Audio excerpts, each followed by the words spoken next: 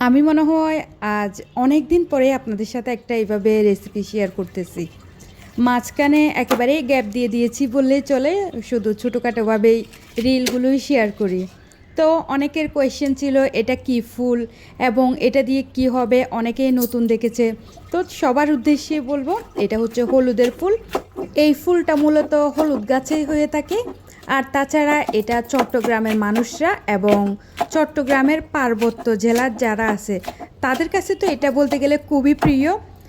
এবং এই হলুদ ফুলের কথা নাইবা বলি, এটার অনেক ঔষধি উপকার আছে। তাছাড়া আপনাদের সাথে যদি আমি নতুন কোনো কিছু শেয়ার করতে পারি, এটা আমার কাছে খুবই ভালো লাগে। তো আমি হলুদ ফুলগুলোকে প্রথমে ধুয়ে মাঝখান বরাবর কেটে এখানে ছোটো ছোটো কিছু দেখতে পেয়েছেন আমার কাটিংয়ের ক্ষেত্রে আমি ফেলে দিয়েছি। ওইভাবে করেই আমি সেম যেভাবে করেই কেটে নিয়েছি ওইভাবে করেই কাটতে হবে যদি আপনারা কেউ এই রেসিপিটা ট্রাই করতে চান।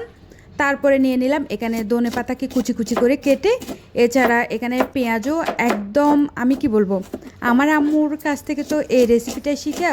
তো আম্মু বলে থাকে সবসময় যে কোনো ভর্তা বা চাটনি টাইপের কোনো কিছুর মধ্যে যদি ছোটো পেঁয়াজগুলো দেওয়া হয় তাহলে এটার টেস্ট এটা দ্বিগুণ স্বাদে বেড়ে যায়।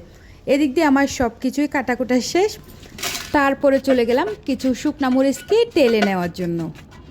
মরিচগুলো টালা শেষ করে এরপরে যখন ঠান্ডা হয়ে আসবে আমি মরিচগুলোকে হাতের সাহায্যে গুঁড়া করে নিব। আমার কাছে যে কোনো ভর্তা আসলে হাত দিয়ে করলে ওটাই বেশি টেস্ট হয় বলে মনে হয়। তবে আমার যে হাত জ্বলবে সেই কথা আমি ভুলেই যাই।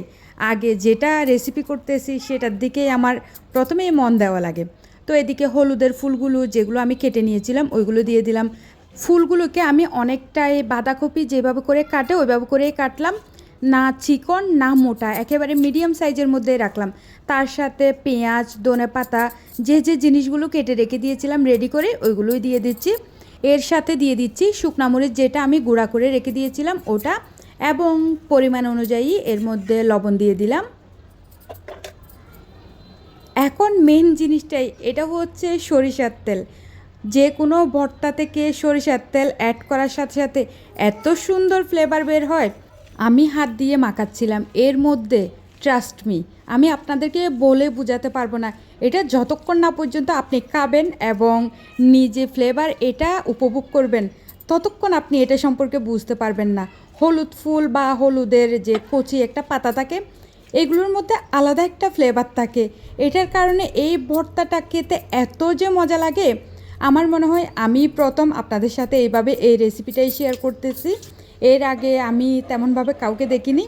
রেসিপিটা যদি ভালো লেগে থাকে অবশ্যই লাইক কমেন্ট শেয়ার করবেন। সবাই ভালো থাকবেন।